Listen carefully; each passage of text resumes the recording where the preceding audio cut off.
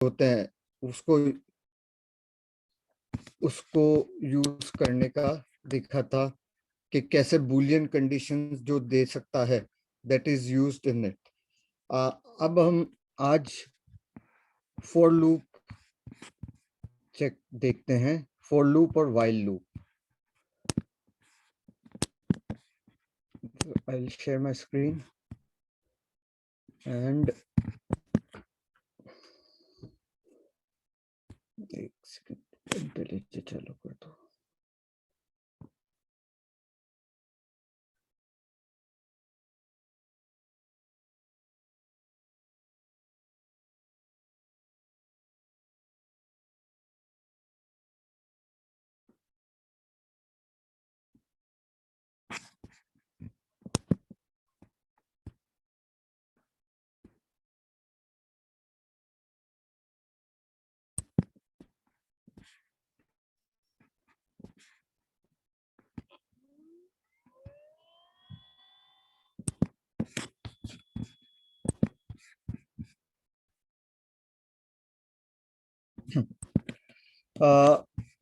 ये if else ये वाला कोड था जिसके अंदर हम कंडीशन देखते थे, वो कंडीशन बूलियन रिटर्न करना चाहिए एंड डिपेंडिंग ऑन दैट उसके अंदर जो भी एक्शन है, कोड एग्जीक्यूशन है, वो होता है। अब हम सेकंड कंस्ट्रक्ट जो होता है वो होता है फॉर लूप। फॉर लूप जो होता है वो अगर आपको किसी चीज को एग्जीक्यूट करना है फिक्स नंबर ऑफ टाइम्स, उसके लिए फॉर लूप का इस्तेमाल होता है। और फॉर लूप इस तरह से होता है कि इनिशियलाइजेशन,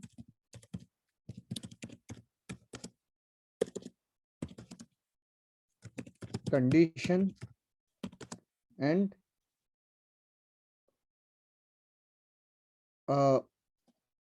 चेंज बेसिकली, और इसके अंदर आपका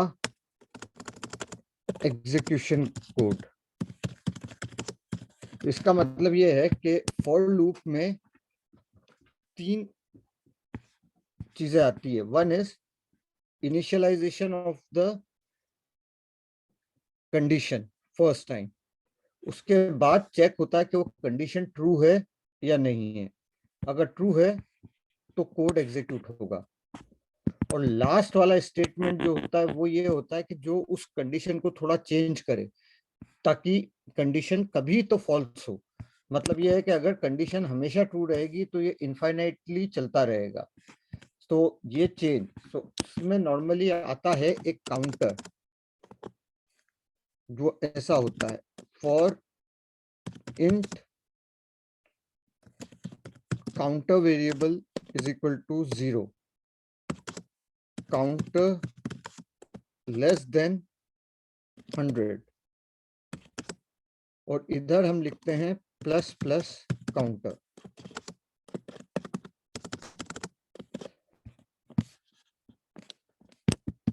ये प्लस प्लस काउंटर का मतलब है जावा में पोस्ट और दो तरह के इंक्रीमेंट कर सकते हो आप। पहले इसको देख लेते हैं, सिंपल है। प्लस प्लस काउंटर का मतलब है simply like counter is equal to counter plus 1। मतलब इनिशियल अगर काउंटर की वैल्यू किसी भी वेरिएबल की वैल्यू से जो भी है उसमें एक जोड़ के उस वैल्यू को वापस उस वेरिएबल में असाइन कर दो, इसका ये मतलब है। Like if the counter is initially से 50, at a given point counter is 50 and it encounters plus plus counter, what it will do is 50 plus 1 51, and counter will take the value 51 with me. Yes. Yes. So this is pre increment type का operator है। एक और operator होता है counter plus plus. There is a subtle difference between this and this. Final outcome इसका भी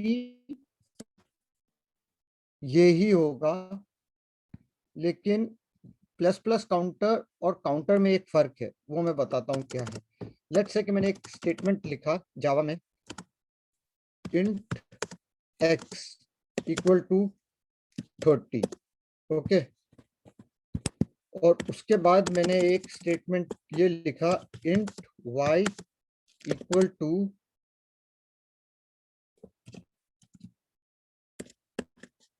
plus plus x into 5।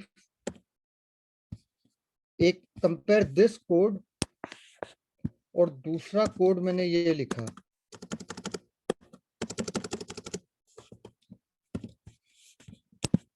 एक और सेक्शन में मैंने ये कोड लिखा, int x equal to 30 and y is equal to, ये दोनों में। और उसके बाद मैंने लिखा system dot out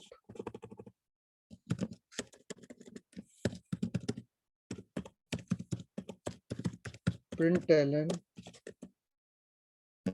x equal to x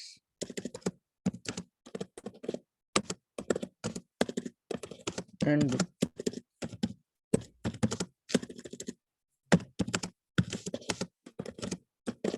मैं डाइग्रेस कर गया लूप से इसमें, लेकिन ये मैंने सोचा बता दूं पहले।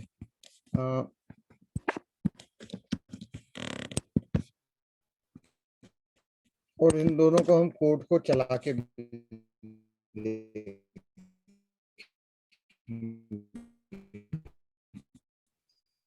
तो x और y की वैल्यू क्या होगी इस स्टेटमेंट पे आने के बाद? सर x की 30 एंड y की 155।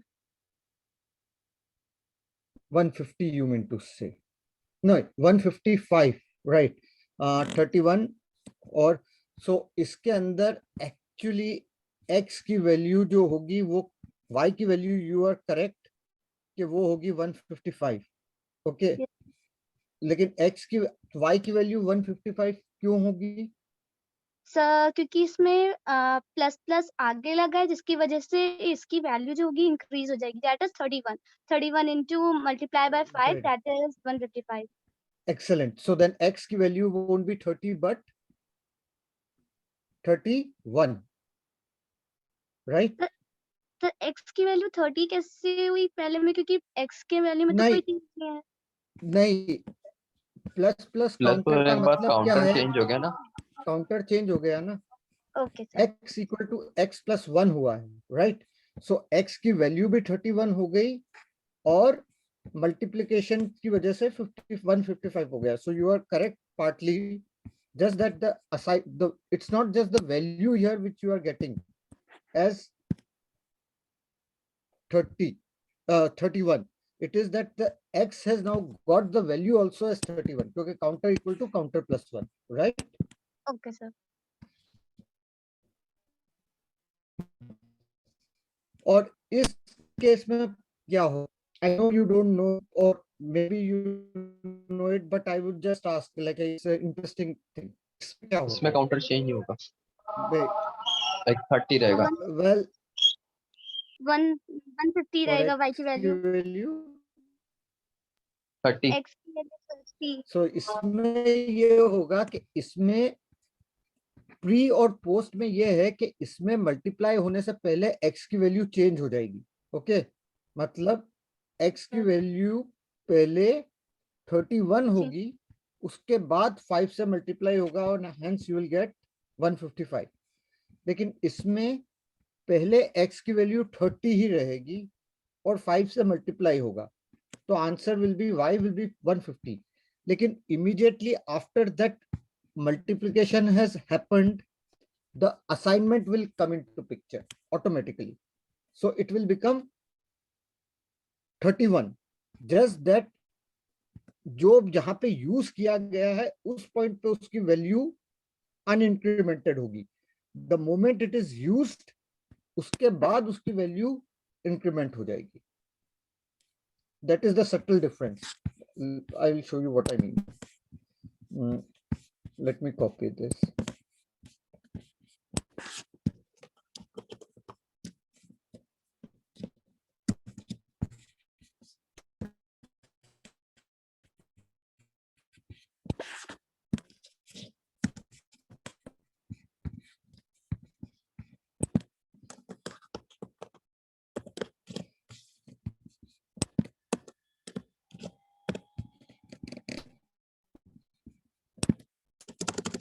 पहले ये फर्स्ट पार्ट को चला के देखते हैं।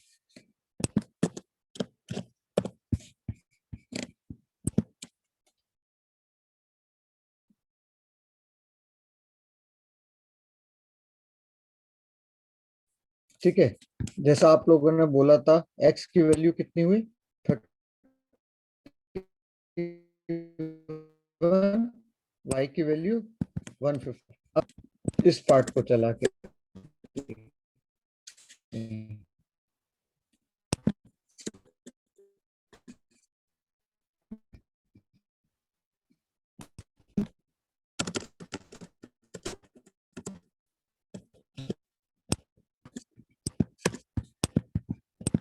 ये ब्रेसेस की वजह से वो इफेक्ट खत्म हो गया, मुझे लग ही रहा था।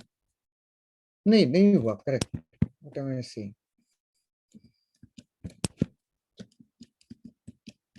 बट यू सी इसमें फर्क क्या हुआ, देखा आपने? y की वैल्यू कितनी रही 150 और x की वैल्यू 31। 31 इसका मतलब ये हुआ कि ये x का जहाँ पे इस्तेमाल हुआ x प्लस प्लस का, लेकिन ओरिजिनल वैल्यू के साथ हुआ मल्टीप्लिकेशन, और उसके बाद x का इंक्रीमेंट हुआ। सो y की वैल्यू रही 150 और x की रही 31। जबकि इस केस में अगर आप देखोगे तो पहले x का इंक्रीमेंट हुआ, उसके बाद y से मल्टीप्लिकेशन हुआ। That's why y got 155 and x got 31. That's the difference between pre and post. Pre-increment, post-increment. Plus plus x और x प्लस प्लस में ये सटल डिफरेंस है। You are with me? yes So जब आप Yes, code sir. करो तो ये effect को ध्यान में रख के कोड करना। Most of the time you will be safe if you use plus plus x as a logic. x plus plus में थोड़ा ध्यान रखने का होता है इफेक्ट को। ओके, उसी तरह से मैं खत्म करते करते ये भी बता देता हूँ कि there is also shortcut assignment operators like plus plus x देखा, उसी तरह से there is something like x plus equal to 3। इसका मतलब है it is nothing but a short form of x equal to x plus 3। Okay, आप ऐसे लिख सकते हो। उसी तरह से there is x minus equal to 55, and by the way there is plus plus x, there might be minus minus x भी होता है शायद, जैसे है या नहीं पता नहीं, मुझे ध्यान नहीं, एक मिनट चेक करता हूँ। is there anything called minus minus x? There is.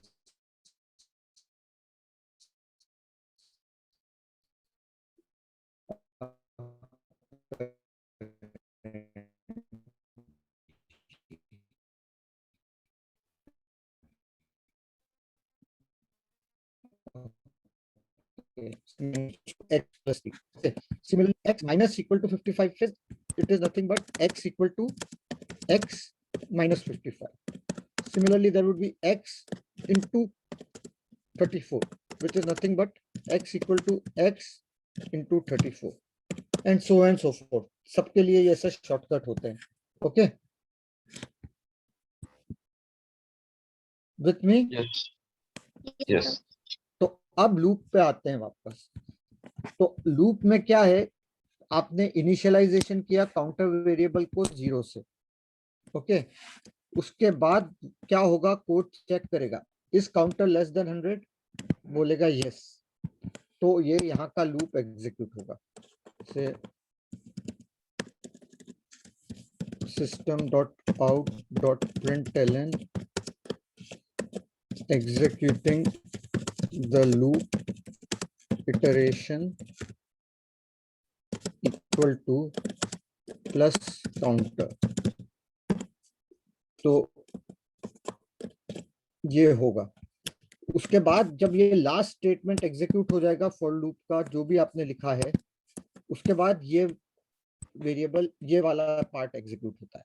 जब लास्ट स्टेटमेंट आपके कर्ली ब्रेसेस के अंदर जो एग्जीक्यूट हो गया, फिर ये वाला पार्ट होगा। ये क्या करेगा, काउंटर को 1 से बढ़ा देगा। Counter equal to counter plus 1, 0 था तो हो जाएगा 1, उसके बाद वो फिर से चेक करेगा। ये स्टेटमेंट सिर्फ एक ही बार एग्जीक्यूट होता है लूप में, एट द स्टार्ट। ये दोनों बार बार होंगे, ये लूप के शुरुआत में होगा और ये एंड में होगा। तो क्या होगा, counter equal to plus plus counter से होगा counter equal to 1, so 1 will be checked, is 1 less than 100, true, so the loop will again execute. So इसको अगर हम चला के देखेंगे तो ये, मैं उसका काउंट कम कर देता हूँ,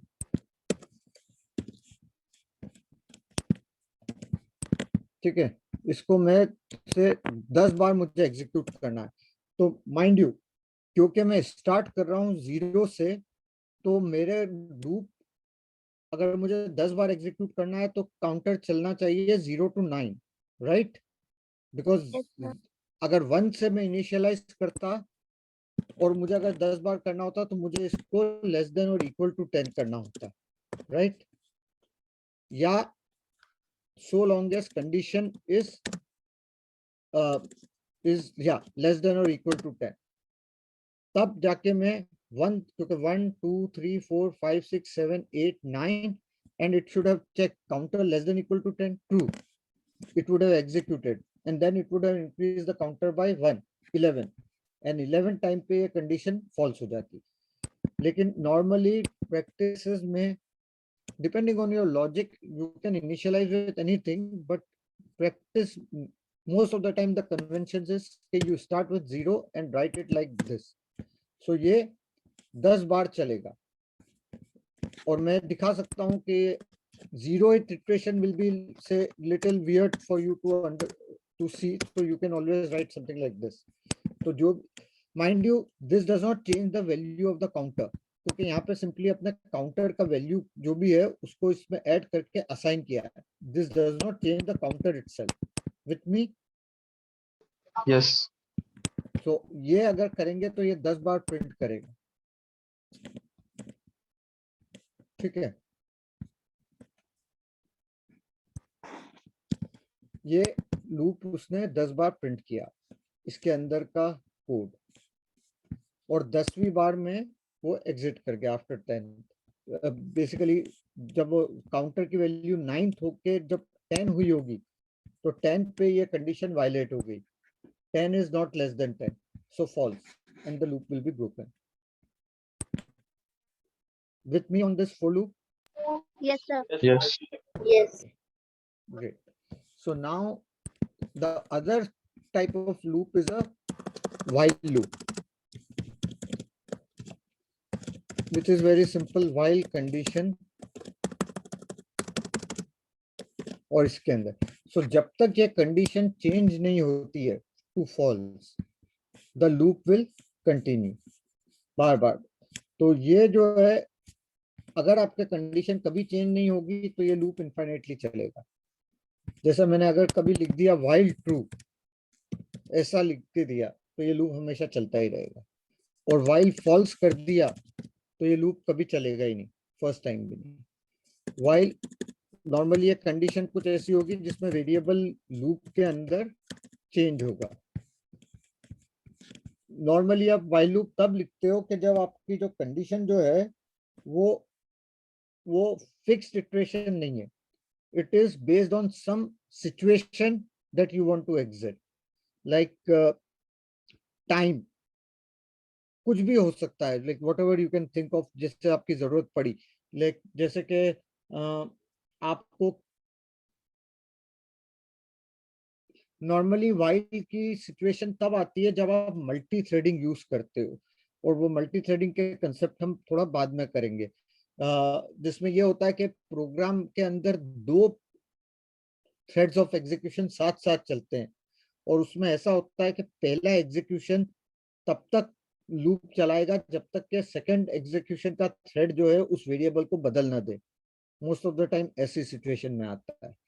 सो ये वाइल कंडीशन जो है ये उसमें आती है, या there is a blocking queue, again वो मल्टी थ्रेडिंग ही हुई, there is a blocking queue का कंसेप्ट होता है कि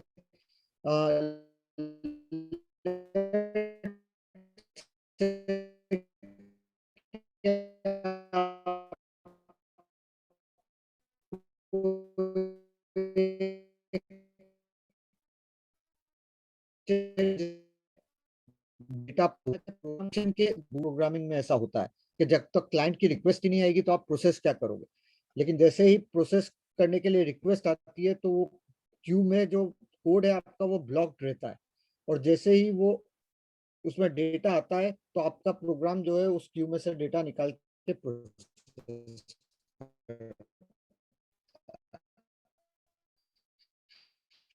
सो नॉर्मली उस सिचुएशन में which continuously runs, but it has to break in between because of a certain situation, because there is no data.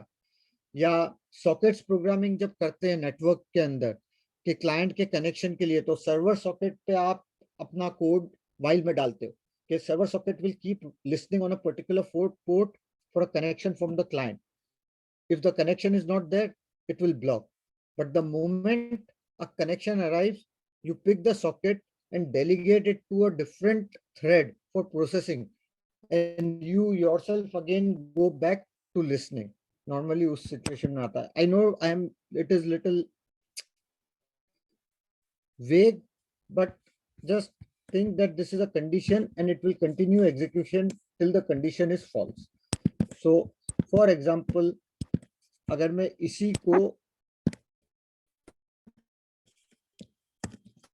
ऐसा कर दूं, वाई अगर मैं हाइपोथेटिकली ऐसा लिख दूं तो मेरा ये प्रोग्राम कभी खत्म नहीं होगा. मैं यहाँ पे काउंटर वेरिएबल को डिफाइन किया. बाय द वे ये काउंटर वेरिएबल फोर्क के अंदर डिफाइन हुआ है, तो इसका विजिबिलिटी सिर्फ फोर्क के अंदर ही है, इसके बाहर नहीं होगी. तो यहाँ पे मैं दोबारा से एक्स कर देता हूँ, एक्स से index, int index equal to से 1, और इधर मैं इंडेक्स को प्रिंट करता हूँ और while true डाला है.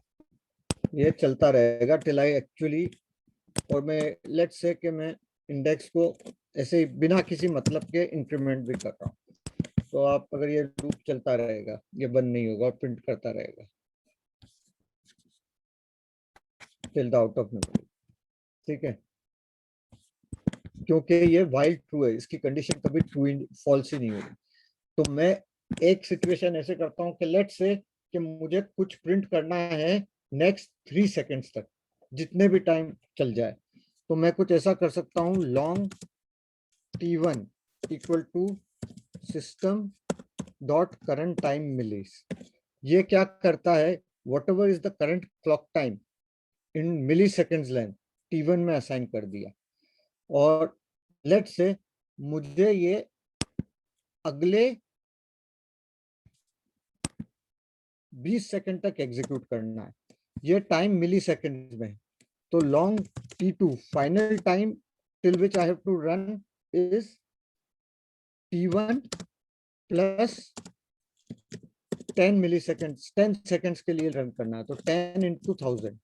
Okay, 10 second into 1000 is milliseconds, तो फाइनल टाइम इज t2, मुझे इतने तक रन करना है. तो मैं ये लिख सकता हूं कि run till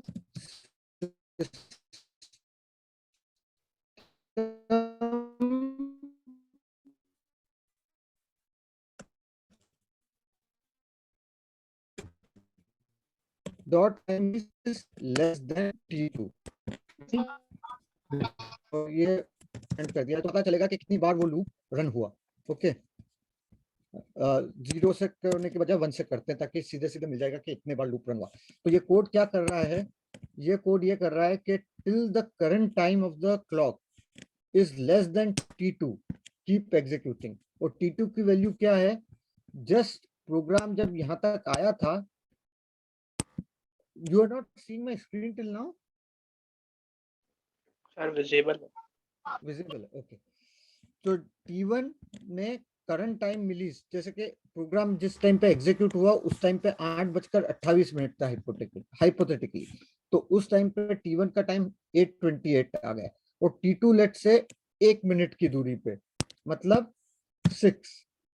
60 seconds into 1000 milliseconds. तो T2 will be 829. तो ये प्रोग्राम सिस्टम को करंट टाइम मिली वो 828 1 सेकेंड 828 2 सेकेंड्स वो रहेगा टिल 829 तक ना रीच करे और फिर वो बंद करेगा. तो अभी हम 10 सेकेंड के लिए कर रहे हैं. Okay, so let's run it. So then this program will terminate after certain time.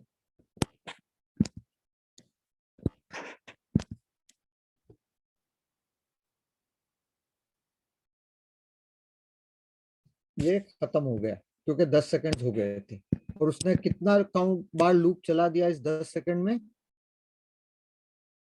20,19,846 तक.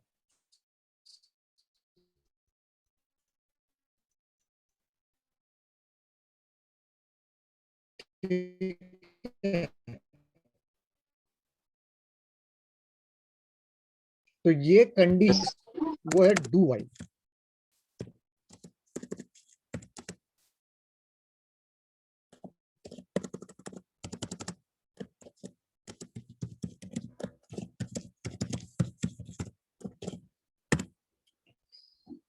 डू वाइल और वाइल में फर्क ये. Okay, let's hypothetically look at this thing. While false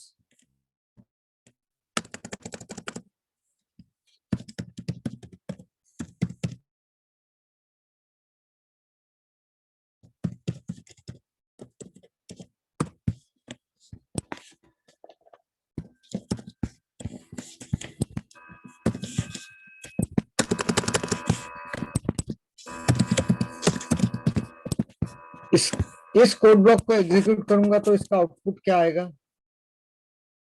sir कुछ कोड नहीं नहीं चलेगा. कोड नहीं चलेगा, करेक्ट. और इसको एग्जीक्यूट करूंगा तो इसका आउटपुट क्या आएगा? Sir I am executing. I am executing एक बार, correct. That is the difference. क्योंकि व्हाइल इसमें फर्स्ट टाइम तो यानी ये गारंटी करता है कि कंडीशन चाहे कुछ भी हो एक बार तो एग्जीक्यूट होगा ही. अगर ट्रू हुआ तो ये बार बार करेगा, लेकिन अगर फॉल्स है तो एक बार एग्जीक्यूट करेगा ही करेगा. That is the difference between while and do while. जैसे इधर चला के देखते हैं.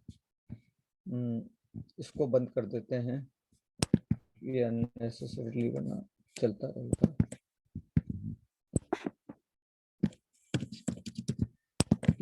व्हाइल फॉल्स और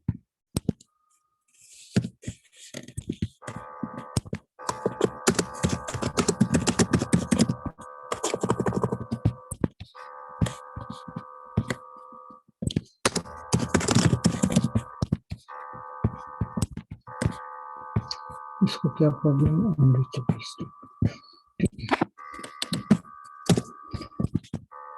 ये कंपाइलर ही उसको नहीं करने देगा. ठीक है, उसको मैं ऐसा कर सकता हूँ.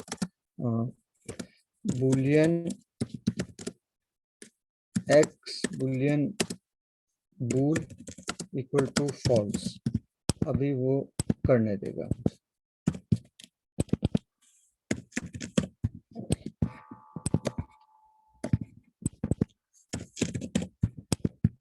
इसको मैं फॉल्स ही रहने, क्योंकि ये कंपाइलर जानता है कि एक बार तो एग्जीक्यूट करेगा ही. तो अभी अगर इसको मैं जैसे चलाऊंगा तो ये वाला स्टेटमेंट प्रिंट नहीं होगा, यही वाला होगा. आई am executing in do while. एक बार करके बंद हो गया, ये एक भी बार नहीं करेगा. That is the difference.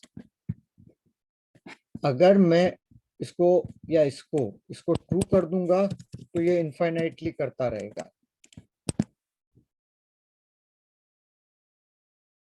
ठीक है, लेकिन अगर मैं इसको फॉल्स करता हूं तो ये सिर्फ एक बार करके निकलेगा. This is the difference between while and do while. उसके अलावा there is a switch case.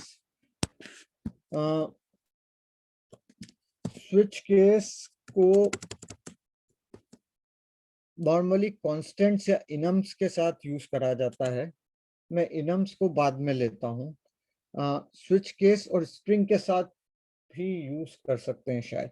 Switch case में सिंपली इतना होता है कि स्विच वेरिएबल और केस,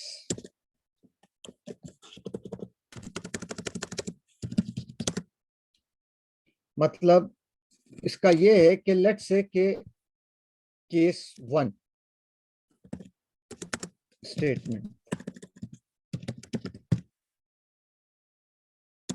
इसका थोड़ा इसमें न्यूएंसेस हैं। केस 2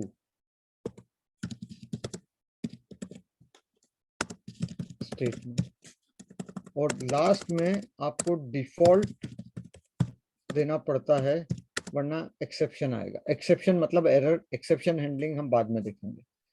इसका मतलब ये होता है कि और आपको ब्रेक लगाना पड़ता है हर एक में।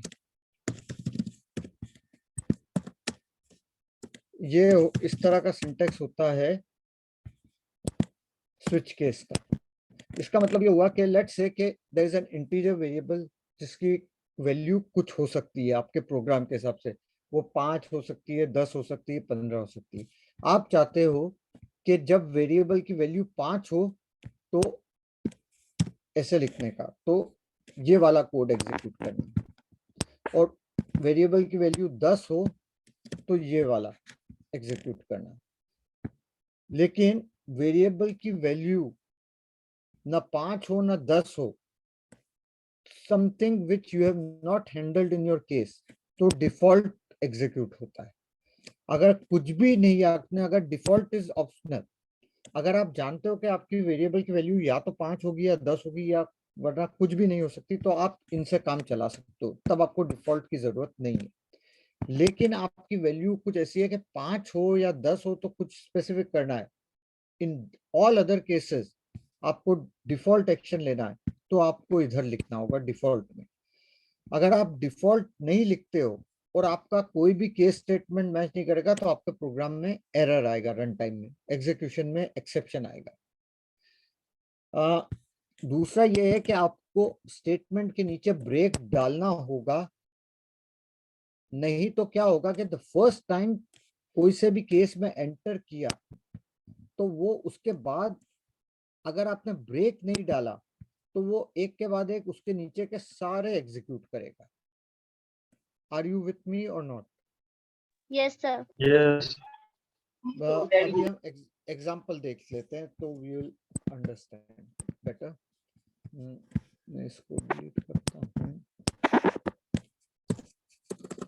से स्विच से एक वेरिएबल, एक int index equal to 10, okay. ये एक वेरिएबल है जिसकी मैंने इनिशियल वैल्यू इंडेक्स असाइन करी, और स्विच एंड केस 10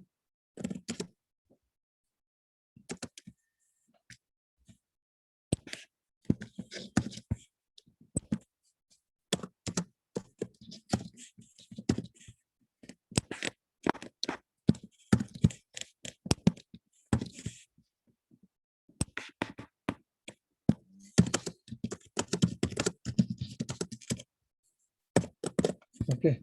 उसके बाद मैंने एक लिखा case, and it doesn't matter order, अगर केस में है तो ऑर्डर का मतलब नहीं है। Case 5, I am in case 5,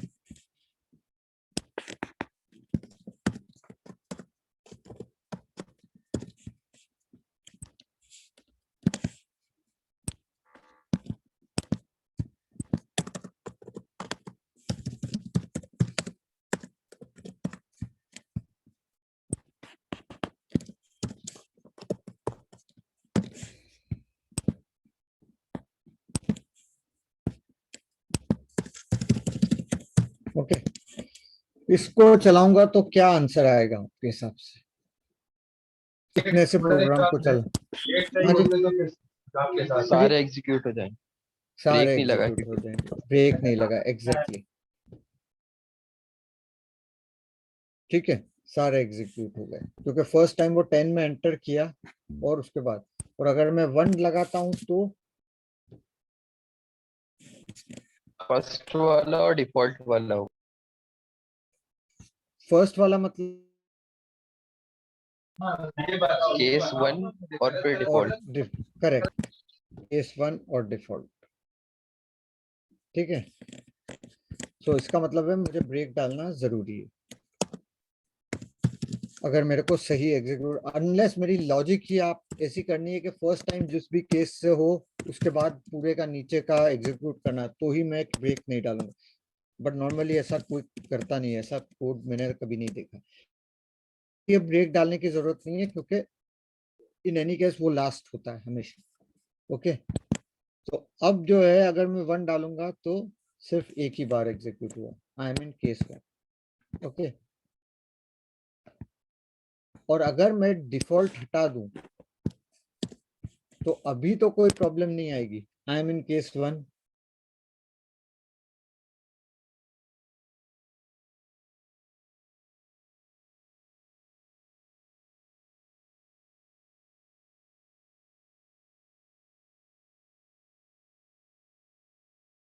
डाल दिया तो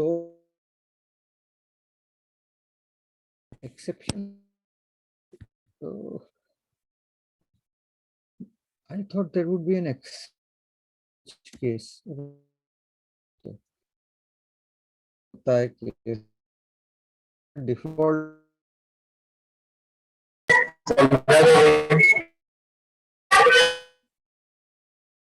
सो जो होता है वे स्टेटमेंट्स होते हैं। इसका मतलब ये है वेरिएबल की जो वैल्यू है उसके हिसाब से चेक करता है कि अगर वेरिएबल सपोज 10 है और आपने केस दिया है कि अगर वेरिएबल की वैल्यू इस केस से मैच कर जाए तो केस के अंदर जो भी आपने लिखा है स्टेटमेंट वो एग्जीक्यूट होता है, और एंड में आपको ब्रेक डालना होता है। तो अगर आपका जैसे केस वेरिएबल लेट से कि ये इंडेक्स कुछ ऐसा वेरिएबल था, कोड कुछ ऐसा था कि जो 1 5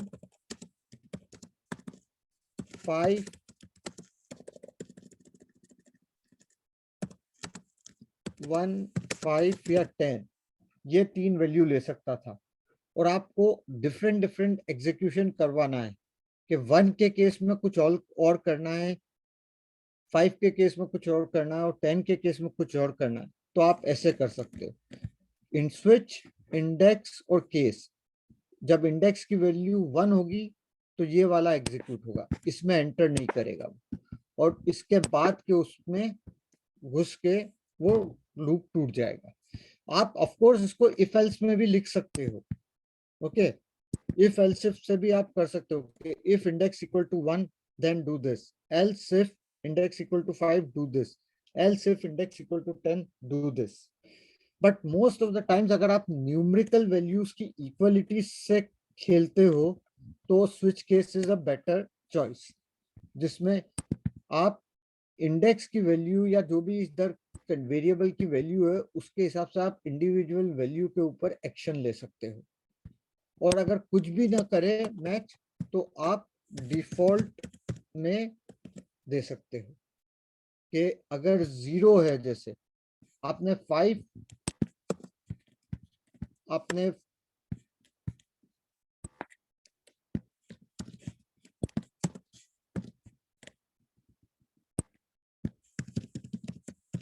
अगर मैंने इसको 0 दे दिया तो 0 का केस कहीं हैंडल्ड ही नहीं है, तो वो सिंपली ये वाला डिफॉल्ट का एग्जीक्यूट करेगा। Okay, I mean case default. आया समझ में क्या हो रहा है?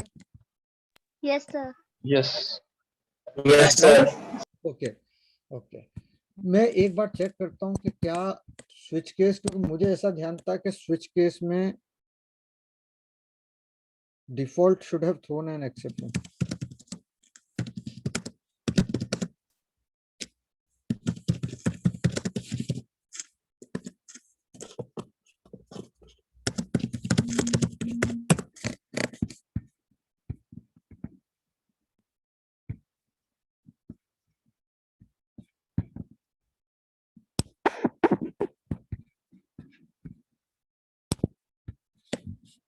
ओके, स्काला के अंदर मैं अभी थोड़ा मिक्स कर जाता हूँ। स्काला के अंदर अगर डिफॉल्ट केस नहीं हुआ तो एक्सेप्शन आता है। Java will not throw an exception, वो कुछ नहीं करेगा। But as the statement says, it's always a good practice to have a default case so that you know that anything is not going undetected. Most of the time, like आप at least आपने programming logic में अगर switch case किया है और आपका code की logic कुछ गलत हो गई जिसमें आपको वैल्यू वो हो गई है जो अनएक्सपेक्टेड, तो एटलीस्ट डिफॉल्ट के थ्रू आप उसको लॉक कर सकते हो, एरर हैंडलिंग में डाल सकते हो, आपके नोटिस में आ जाएगा, वरना वो छुपा रह जाएगा। ओके, सो स्विच केस समझ में आया? Yes, sir. So now we have covered if, else if, while, do while, switch case. ये essentially 4 मेन कंस्ट्रक्ट्स हैं, ओके, जावा के अंदर। अभी प्रोग्रामिंग का मेन टास्क होता है कि जो भी रिपीटेबल पैटर्न्स है उसको आइडेंटिफाई करना और उसको कंसाइज फॉर्म में लिखना, ताकि आपको बार बार वही चीज ना दोहरानी पड़े। And you write once and let that code, just smaller the piece of code, the better it is. So for example, मुझे दो नंबर्स को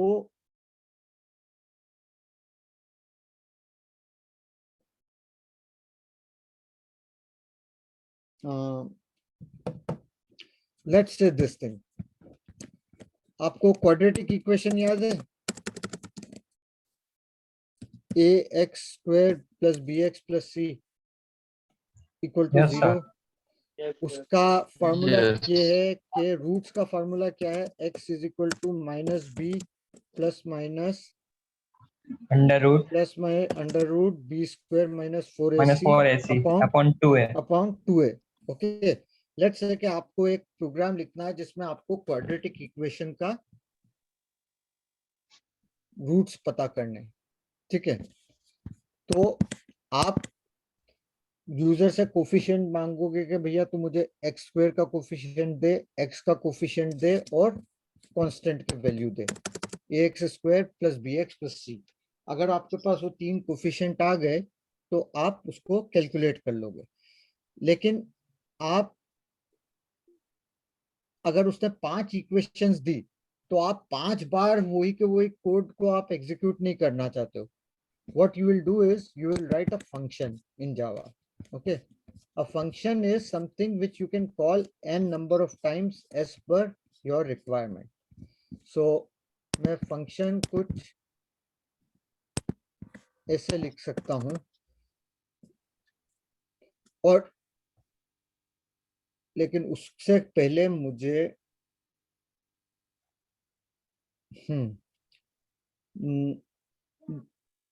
लेट्स से कि मेरा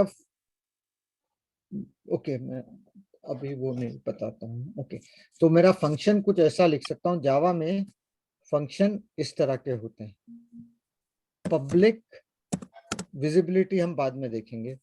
public void, a function which does not return any value, or if it returns a value then it's data type, public int या public void। अभी के लिए मैं void कर रहा हूँ, it does not return any value। okay, and function का नाम solve quadratic। okay, parameters, what will be the input to a function? So think of function जैसे मैंने लास्ट टाइम बताया था कि एक वेंडिंग मशीन जो होती है ना, जिसमें आप पैसा या रुपया डालोगे और आपको चीज मिलेगी। Function is something like that, you put an input and you get an output. Like platform ticket, आप सिक्का डालोगे मशीन में and you will get the platform ticket. So ये जो मशीन है, you can think it of as a function. उसका input is the coin या note and the output is the platform ticket.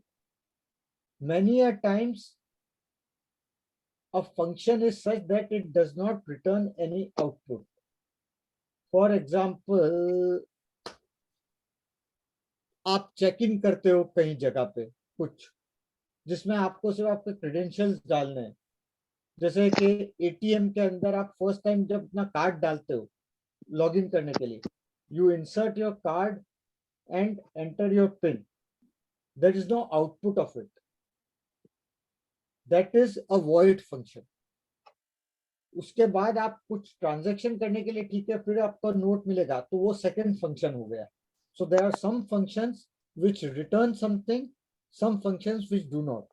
So this actually shows you, right now I am writing a function which will not return anything. It will do some processing but will not return anything. और input जो है, जैसे vending machine में input would be a credit card, या platform के अंदर input will be a currency note, ठीक है। तो वो जो है इसके पैरामीटर्स हुए। पैरामीटर्स हमारे केस में कितने पैरामीटर्स है, अगर मुझे क्वाड्रेटिक सॉल्व करनी है तो कितने पैरामीटर्स होंगे? अगर मुझे क्वाड्रेटिक, हाँ, 3 parameters. 3 parameters, right. So int A, int B और int C, ax square plus bx plus c के 3 पैरामीटर्स। इसके बाद मैं इसकी बॉडी के जो काम करने का है, जो ब्लैक बॉक्स है, उसकी लॉजिक लिखूंगा। तो क्या होगा? रूट्स। सो सबसे पहले मैं उसको 2 हिस्सों में डालूंगा, क्योंकि मेरा रूट क्या है, माइनस बी प्लस माइनस है। तो मैं पहले क्या बोलते हैं, डिस्क्रिमिनेंट की वैल्यू ले लेता हूँ, रूट डिस्क्रिमिनेंट। सो मैं एक, और वो ऑफ कोर्स डेसिमल हो सकता है, right. So I have to use float या डबल। मैं फ्लोट यूज करूंगा। Float variable name discriminant is equal to, math के अंदर लाइब्रेरी है स्क्वायर रूट की, ओके। ये एक पैकेज वगैरह भी हम देखेंगे क्या होता है। These are libraries like system dot out में system class, these are libraries with Java has given. So मैं मैथ डॉट स्क्वायर रूट का एक, उसमें एक स्क्वायर रूट करके एक मेथड है, तो मैं उसको कॉल करूंगा math dot square root B square, right, B exponential 2 minus 4 into A into C. ये मेरा, इसको क्या प्रॉब्लम है, अच्छा ये स्क्वायर रूट डबल देता है, ठीक है, तो मैं इसको डबल दे देता हूँ। ये मेरा डिस्क्रिमिनेंट आ गया, okay.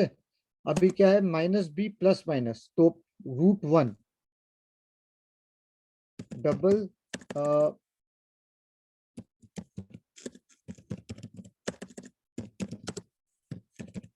root 1 is minus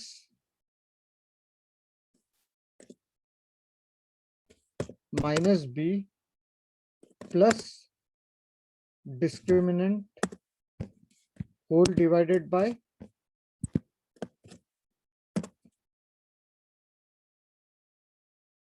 2a, right? Yes. और दूसरा रूट क्या होगा मेरा,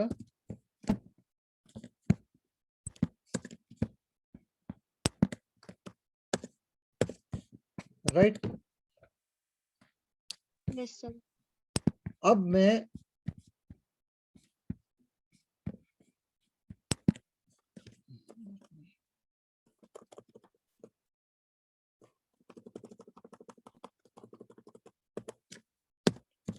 मैं यूजर से इनपुट ले सकता हूं, या मेरे प्रोग्राम में कुछ भी इनपुट दे दूंगा। अच्छा, इसमें थोड़ा एरर हैंडलिंग भी करनी होगी, वो तो मैं आपको मालूम है, राइट। बी स्क्वायर माइनस 4 से अगर डिस्क्रिमिनेंट लेस देन 0 हुआ तो मेरे को एरर देना है, राइट, नहीं तो इमेजिनरी हो जाएगा। सो पहले मैं डिस्क्रिमिनेंट, ये है डिस्क्रिमिनेंट रूट, इसको मैं रूट डिस्क्रिमिनेंट बोलता हूँ, ओके। तो आपको एरर हैंडलिंग भी करनी होगी, और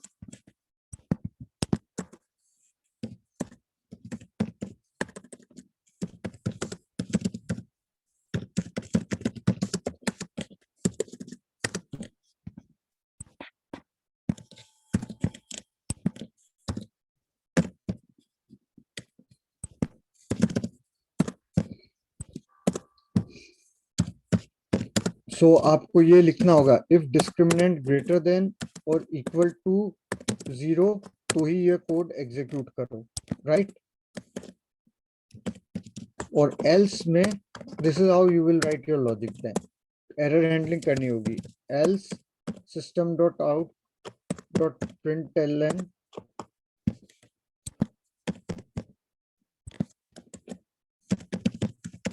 imaginary roots, right? सो अगर डिस्क्रिमिनेंट ग्रेटर देन 0 हो तो ही करना है, क्योंकि अगर निगेटिव हुआ तो ये एरर दे देगा मुझे, राइट? Yes, sir. Yes. तो अब मेरे को सपोज कि मेरी इक्वेशन ऐसी है जिसमें मेरे को यहाँ पे अब मैं इसको मैं कॉल कर सकता हूँ. अभी के लिए इधर मैं एक स्टैटिक कीवर्ड भी डाल देता हूँ, उसको बाद में हम करेंगे क्या चक्कर है ये. अभी मैं सॉल्व क्वाड्रेटिक कॉल करता हूँ, तो मैं पैरामीटर क्या डालूं? सपोज A4 B7 C11 और इसको थोड़ा बढ़ाना पड़ेगा नहीं तो एरर आ जाएगा अभी के लिए. ओके, तो मैं इसको चला के देखता हूँ. नहीं, मेरे को प्रिंट नहीं डाला है, एक सेकंड. लेकिन ये इमेजिनरी रूट था. Okay, 2 minute.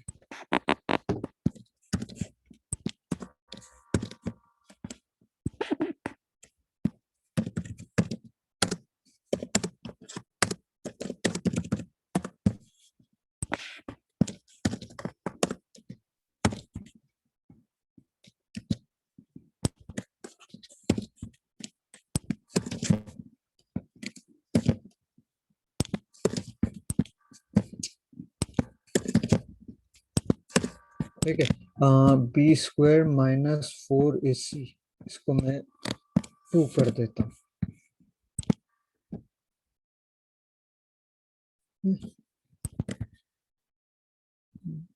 B square minus 16 to 32. B square is 12. क्या मिस्टेक कर रहा हूँ?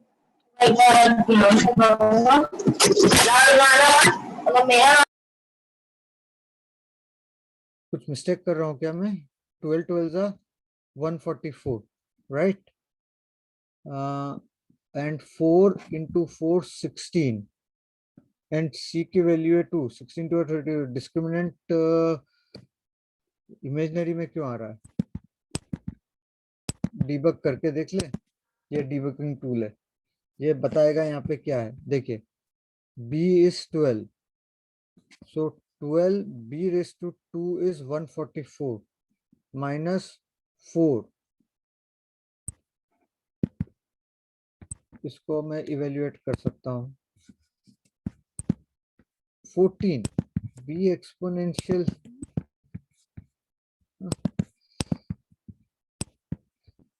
ये कौन सा ऑपरेटर है? सॉरी, इसको मुझे मैथ टू द पावर करना होगा. ओके, मैं भूल गया ये ऐसा है. मैथ क्यों मैं इतना कर रहा हूँ? ओके, बी स्क्वायर ही करना है ना मुझे. Okay, B into B. चलो ठीक है, ये उसके 2 रूट्स आ गए. अगर मैं इसको बढ़ा देता हूँ काफी तो ये इमेजिनरी रूट में हो जाएगा. ठीक है, क्योंकि डिस्क्रिमिनेंट लेस देन 0. अगर मैं इसको कम करता हूं तो ठीक है, वैलिड रूट्स मिलेंगे मुझे. ओके, सो इसमें क्या हो गया? अब मैं बार बार ये सॉल्व क्वाड्रेटिक को कॉल कर सकता हूं अलग अलग वैल्यूज डाल के, right? This is what you will also do, isn't it? You don't want to write this code again and again n number of times. ठीक है ना? So here you will invoke this function. So when you invoke a function, you pass the parameters. These are called the arguments to the function, these, or these are the parameters. Okay, A, B, C. यहाँ पे इनको argument बोलते हैं, but concept simply ये है कि यहाँ से इनपुट पास करना ताकि ये फंक्शन को जाए, फिर आप इसको सॉल्व करो और उसका रिजल्ट है तो रिटर्न कर दो, नहीं तो सिंपली जो भी आपको करना है वो करो। With me? Yes. Yes, sir. तो फंक्शन Yes. एग्जीक्यूशन में फंक्शन कॉल के अंदर कुछ चीज है जो नहीं समझ आ रही है, उसके बाद मैं रिटर्न टाइप्स भी डालूंगा।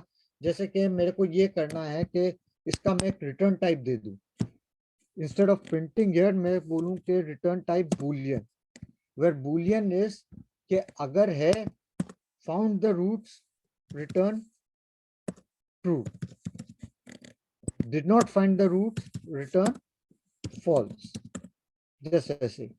ओके, तो ये इसका फंक्शन की नाउ रिटर्न टाइप चेंज हो गई है, it has to return a value, और मैं उस वैल्यू को यहाँ पे ले सकता हूँ, बूलियन रिजल्ट। सो रिजल्ट 1 और रिजल्ट 2, और उसको प्रिंट कराऊं कि क्या मेरे को कोई वैल्यू आई, रिजल्ट आया था या नहीं उसका, सपोज।